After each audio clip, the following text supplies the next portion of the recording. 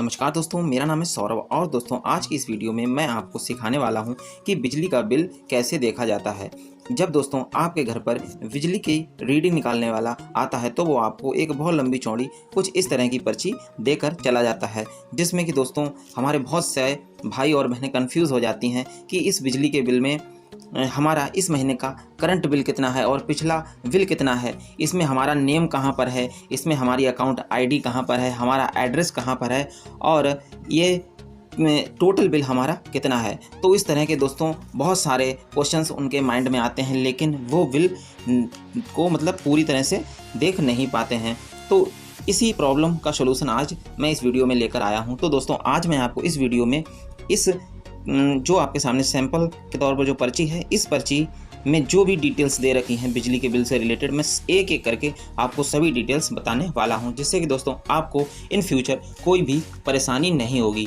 तो दोस्तों वीडियो को लास्ट तक ज़रूर देखना प्लीज़। दोस्तों वीडियो स्किप मत कीजिएगा, क्योंकि दोस्तों मैं इसमें सारे पॉइंट को कवर करने वाला हूँ। तो दोस्तों ज़्यादा समय बर्बाद ना करते हुए सिंपली वीडियो को शुरू करते हैं। तो दोस्तों हमारे सामने कुछ इस तरह का बिल रीडिंग निकालने वाला दे जाता है। तो इसमें दोस्तों इस बिल में सबसे ऊपर जो है वो DVVNL, ये क्या होता है, ये बिजली विभाग का नाम होता है। जैसे कि DVVNL ये शॉर्ट फॉर्म है दक्षिणांचल विद्युत वितरण निगम लिमिटेड।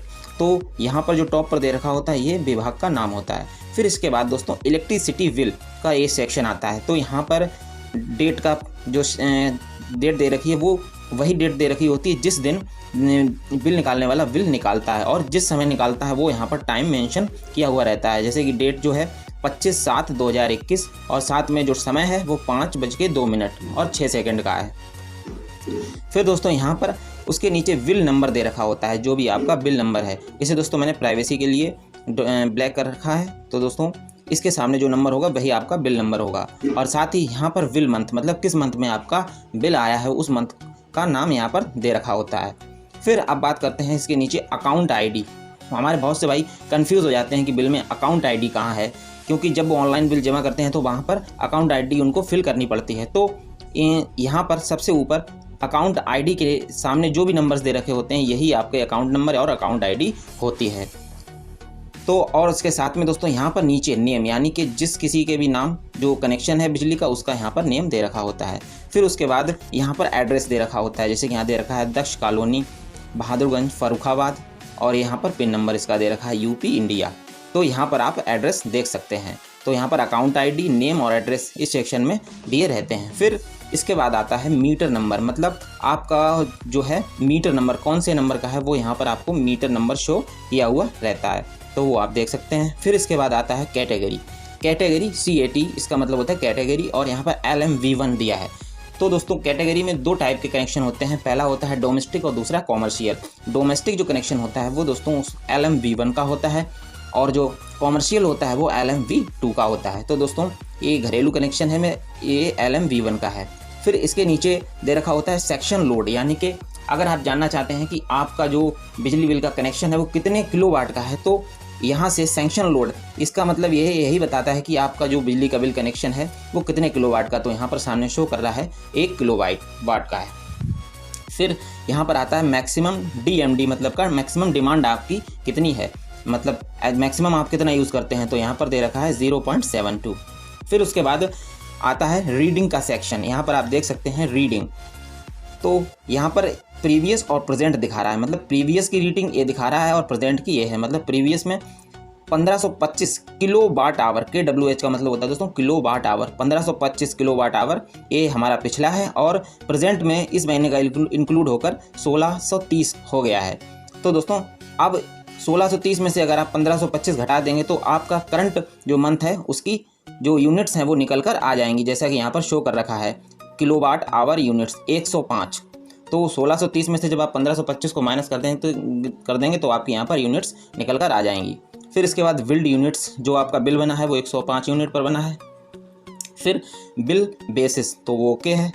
फिर डी एरियर का मतलब होता है दोस्तों आपका पिछला बिल कितना बकाया है वो यहाँ पर शो कर रहा है 8950 इसके सामने। फिर करंट अमाउंट कितनी है, करंट अमाउंट है 693, यानी कि जो 105 यूनिट की बनी थी। अब यहाँ पर दोस्तों इस वीडियो में एक क्वेश्चन भी आपका क्लियर हो जाएगा कि हम यूनिट कैसे निकालें, मतलब कितने रुपए पर यूनिट हमारा चार्ज हमसे लिया जा रहा है। तो दोस्तों यहाँ पर जो हमारा करंट बिल आया है जैसे 693, इसको आप 105 से डिवाइड कर देंगे तो आपकी एक यूनिट की वैल्यू जो है वो यहाँ से निकल कर आ जाएगी। इसको अगर मैं कैलकुलेट करूँ तो अप्रॉक्स 6.5 रुपीज़ के आसपास, मतलब 6.5 रुपये पर यूनिट के आसपास कुछ निकल कर आएगा। आप कैलकुलेट कर लीजिएगा, तो इस तरह आप यूनिट भी कैलकुलेट कर सकते हैं। तो दोस्तों अब बात करते हैं इसके आगे LPSC। LPSC का मतलब होता है लेट पेमेंट सरचार्ज, यानी कि जो आपका पेमेंट लेट हो रहा है तो उसके साथ ये जो 4 रुपये जोड़े गए हैं वो LPSC का मतलब है आपके बिल मतलब पेमेंट करने में देरी के कारण 4 रुपये 40 पैसे, तो ये LPSC है। फिर अगर टोटल पेबल की बात करें तो जो आपको टोटल पे करना होगा वो अमाउंट के सामने, अमाउंट जो दिखा रहा है इसके सामने, ये पिछला वाला और इस मंथ का और प्लस ये LPSC, इन तीनों को इंक्लूड करके यहाँ पर हो जाएगा। जैसे कि ये अमाउंट जो दिख रही है जो ऐड होकर 9,758 इस तरह से कुछ शो कर रहा है। फिर उसके बाद आता है दोस्तों ड्यू डेट। तो यहाँ पर दोस्तों कुछ कटा हुआ है, इसलिए मैं इस वाले बिल को यूज़ कर लेता हूँ। तो दोस्तों यहाँ पर ड्यू डेट का मतलब होता है कि आपको बिजली का बिल कब तक जमा करना है, उसकी आखिरी डेट क्या है, तो वो यहाँ पर शो हो जाएगी आपको उसके सामने। फिर उसके बाद आता है डिसकनेक्शन डेट। डिसकनेक्शन डेट का मतलब होता है अगर आप ड्यू डेट तक पेमेंट जमा नहीं करते हैं, बिजली का बिल जमा नहीं करते हैं, तो आपका कनेक्शन जो है इस तारीख को काटा जा सकता है। ये डिसकनेक्शन डेट होती है। फिर उसके बाद दोस्तों यहाँ पर दे रखा है you can pay your bill online at nearest जन सुविधा केंद्र और ऑन www.upenergy.in। मतलब आप चाहें तो जो बिल है वो अपने पास के जन सुविधा केंद्र पर जमा कर सकते हैं या www.upenergy.in की साइट पर जाकर भी जमा कर सकते हैं। फिर उसके बाद में दे रखा है dial toll free 1912 for bill and supply complaint. मतलब आप 1912 पर कॉल करके बिल के बारे में या सप्लाई कंप्लेंट के बारे में भी कंप्लेंट कर सकते हैं। जैसे आपका बिल अगर गलत आ रहा है तो उसके बारे में यहाँ पर 1912 पर कॉल करके आप कंप्लेंट भी कर सकते हैं।